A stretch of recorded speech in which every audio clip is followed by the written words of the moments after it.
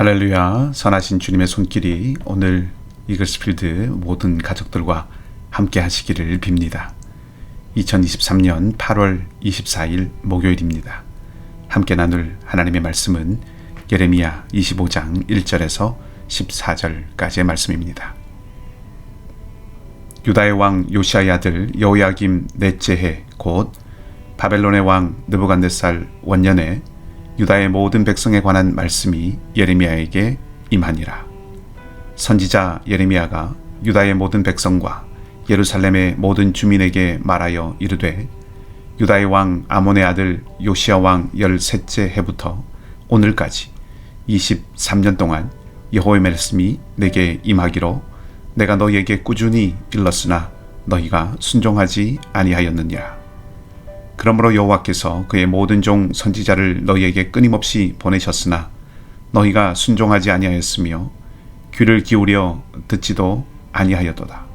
그가 이르시기를 너희는 각자의 악한 길과 악행을 버리고 돌아오라. 그리하면 나 여호와가 너희와 너희 조상들에게 영원부터 영원까지 준 그 땅에 살리라.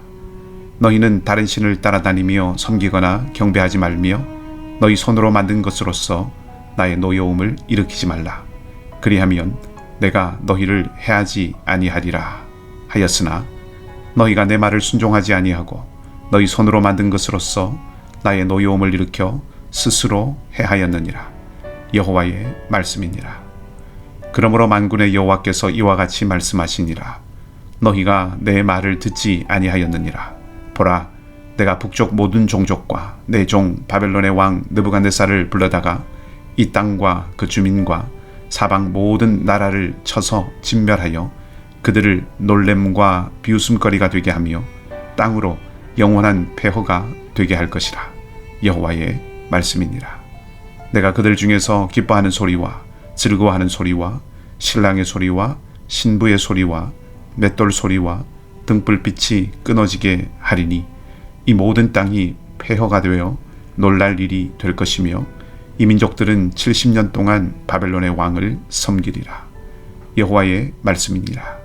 70년이 끝나면 내가 바벨론의 왕과 그의 나라와 갈대아인의 땅을 그 죄악으로 말미암아 벌하여 영원히 폐허가 되게 하되 내가 그 땅을 향하여 선언한 바 곧 예레미야가 모든 민족을 향하여 예언하고 이 책에 기록한 나의 모든 말을 그 땅에 임하게 하리라.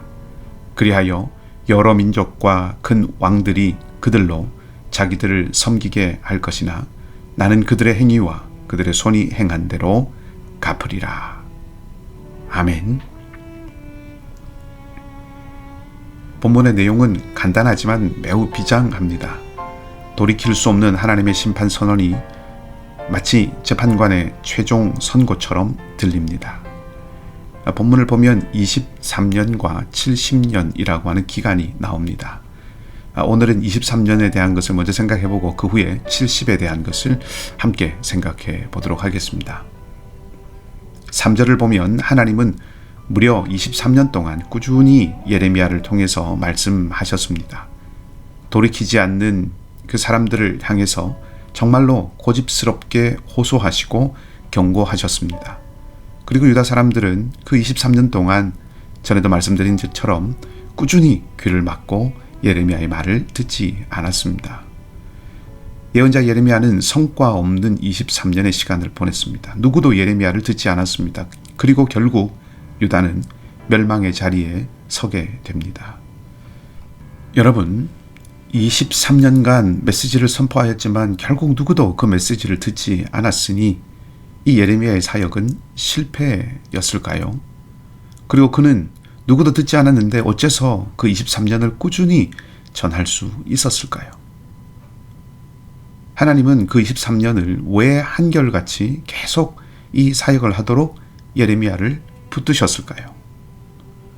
눈에 보이는 열매 없이도 포기하지 않고 전해야 했던 이유는 어쩌면 열매 없는 이 사역이야말로 역설적이게도 하나님께서 포기하지 않으신다는 것을 보여주는 통로가 아니었을까 하는 생각을 해봅니다. 포기하지 않으시는 하나님의 사랑과 은혜를 나타내는 통로가 이 23년의 시간이 아니었을까요? 누구도 듣지 않는 끝없는 실패를 통해서 드러나는 역설적인 그 끝없는 은혜라고 하는 이 진리가 눈에 보이는 성과로 모든 것을 판단하려는 이 시대를 향해서 던지는 하나님의 질문은 아닐까 하는 생각을 해보게 됩니다. 이제 드디어 유다 백성들 앞에는 멸망이 코앞에 닥쳤습니다. 하나님 말씀에 귀를 막았던 유다와 예루살렘은 하나님의 심판에 대해서 변명의 여지가 없습니다. 7절은 이 모든 것이 완악해진 유다 스스로가 자초한 것이라고 말하고 있지요. 7절이 아주 애잔하게 들립니다. 그 오랜 세월 동안 끈질기게 포기하지 않으시고 돌아오라고 하셨기 때문에 이 마지막 순간에 와서는 모질게 호통을 치면서 멸망을 선포해도 될 터인데, 이 마지막 순간에 이것이 너희들이 스스로 자초한 일이다 이렇게 말씀하시는 것이 이제 더는 어쩔 수 없게 되었다 그렇게 말씀하시는 것 같아서 마지막 순간까지 안타까워하시고 아파하시는 그 마음, 돌이킬 수 없는 유다의 멸망을 안타까운 마음으로 선언하실 수밖에 없는 그 하나님의 마음이 느껴져서 그렇습니다.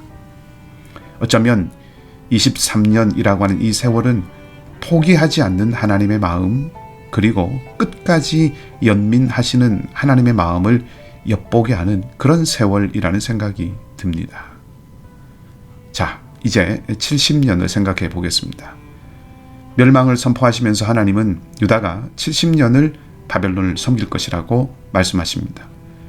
역사적으로는 70년이 언제부터 언제까지냐에 대한 관심과 해석들이 굉장히 많습니다. 여러분들이 가지신 묵상 교재에도 참고로 알려주고 있는 부분도 있지만, 첫 포로가 사로잡혀간 주전 605년경부터 포로가 돌아오는 주전 539년까지의 기간이 대략 한 70년 정도 됩니다. 그 물리적인 기간에 대한 것은 다음 기회에 한번 살펴보도록 하겠습니다.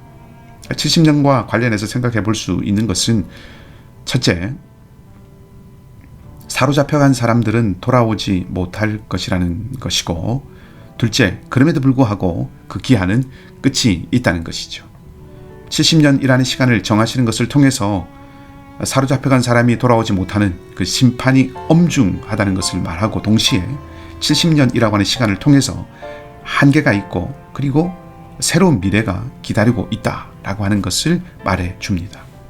하나님은 유다의 멸망이 눈앞에 다가온 이 시점에 멀지만 그 끝에 대해서도 말씀해 주고 계시는 것이죠. 여전히 하나님은 유다를 사랑의 대상으로 여기고 계시다는 것입니다.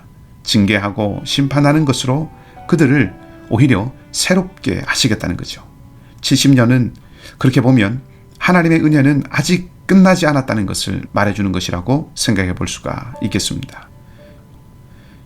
23년을 한결같이 포기하지 않고 끈질기게 기회를 주신 하나님, 그리고 마지막 순간까지도 안타까움을 품으신 하나님, 70년이 지난 후에 새로운 미래를 준비하시는 하나님, 처음부터 지금까지, 지금부터 앞으로 하나님, 그 은혜의 하나님, 사랑의 하나님의 모습을 우리가 만나게 되는 것입니다. 그 하나님의 손을 우리가 붙들고 갑니다. 그리고 그 하나님이 동일한 손으로 우리를 붙드시고 함께 가고 계십니다. 우리도 포기하지 말고 진리의 길을 걸어서 포기하지 않으시는 하나님을 드러내야 할 것입니다. 우리도 끝까지 사랑과 긍휼의 마음을 버리지 않아 다시 시작할 수 있는 기회를 준비하시는 하나님을 함께 드러내십시다. 교회는 그런 공동체입니다. 진리가 위협받으면 생명으로 지켜내는 공동체이면서 동시에 누구도 다시 시작할 수 있도록 은혜와 사랑으로 일으켜 세워주는 공동체입니다. 23년과 70년의 하나님, 이 사랑의 하나님의 은혜가 우리의 삶과 우리 공동체 안에 넘치기를 주님의 이름으로 소망합니다. 기도하겠습니다. 하나님, 유다의 완고함이 결국 그들 자신들을 패망으로 이끌었지만 그 안에도 하나님의 긍휼과 자비의 씨앗이 심겨져 있었음을 보게 됩니다. 주님, 먼저 우리의 완고함이 우리를 어두운 곳으로 이끌어가지 않도록 날마다 우리에게 주님의 마음을 부어주시기를 원합니다. 23년을 끈질기게 말씀을 주셔서 세상이 보기에는 무모해 보이는 일들을 이어가신 하나님의 마음을 우리도 품게 하여 주시옵기를 원합니다. 옳은 진리의 길이라면 험난하고 가파르더라도 한 걸음 한 걸음 걸을 수 있게 해 주시옵소서. 70년의 기한을 주셔서 심판 너머의 회복의 소망을 주셨던 하나님처럼 우리도 하나님 안에서 누구에게나 언제나 소망을 심고 나눌 수 있는 그런 삶이 되도록 힘을 더하여 주시옵소서. 위로와 소망의 성령님, 오늘 하루의 삶도 주님께 맡깁니다. 우리를 힘들게 하고 상하게 하는 것들 앞에서 우리를 지켜주시고 함께 해주시기를 원합니다. 회복이 필요한 모든 자리에 주님이 함께 하시고 다시 일어서는 역사를 보여주시며 연약한 우리 성도들의 삶의 자리에 능력과 소망으로 친히 동행하여 주시옵소서. 그렇게 하실 주님을 기대하고 소망하며 감사를 드리며 좋으신 주님 예수 그리스도 이름으로 기도하옵나이다. 아멘. 말씀을 기억하고 기도하시고요. 오늘도 믿음으로 살아가는 복된 하루가 되시기를 주님의 이름으로 축복합니다.